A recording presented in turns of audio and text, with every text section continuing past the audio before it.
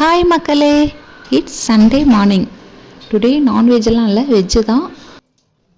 நாங்கள் சித்திரை மந்த்தில் விரதம் இருக்கோம். ஸோ நான்வெஜ் கிடையாது. மார்னிங் சாமி கும்பிட்டுட்டு பால் காய்ச்சிட்டு முருங்கைக்கீரை ரசம் அண்டு பொரியல் பண்ணலான்னு தான் நினச்சிருக்கேன். ஓகே, ஸ்டார்ட் பண்ணலாம். நான் நைட்லேயும் இதை க்ளீன் பண்ணி கவரில் எடுத்து வச்சுட்டேன். ஸோ 2 கைப்பிடி அளவு முருங்கைக்கீரை எடுத்துக்கிறேன்.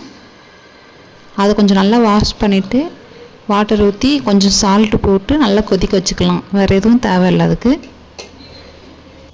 நல்லா கொதிக்கட்டும். அப்படியே சைடில் புளி கரைச்சி வச்சுருக்கேன். அது கொஞ்சம் நல்லா மிக்ஸ் பண்ணிவிட்டு கூட தக்காளி போட்டு அது கொஞ்சம் நல்லா மிக்ஸ் பண்ணிக்கோங்க.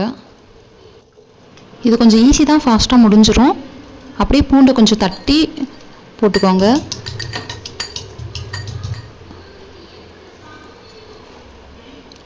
ஒரு பச்சை மிளகா, கொஞ்சம் கருவேப்பிலை, கொஞ்சம் கொத்தமல்லி போட்டு மிக்ஸ் பண்ணிக்கோங்க.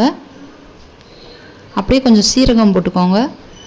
கொஞ்சம் மஞ்சள் தூள், ரசம் பொடி வீட்டில் அரைச்சது அது 2 ஸ்பூன் போட்டு கொஞ்சம் உப்பு போட்டுக்கோங்க. கொஞ்சம் பெருங்காயம் போட்டு கொஞ்சம் மிக்ஸ் பண்ணி விட்டுக்கோங்க. அவ்வளோதான்.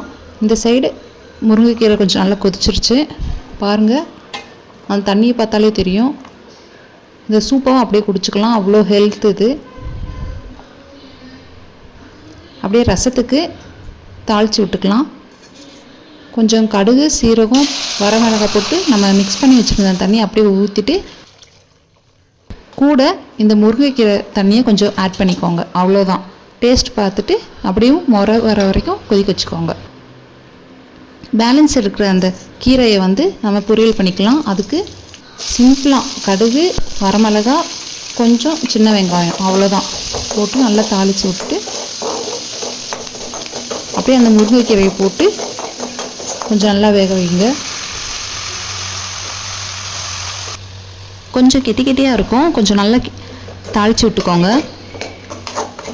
கொஞ்சம் தேவைக்கேற்ப கொஞ்சம் உப்பும் போட்டுக்கோங்க.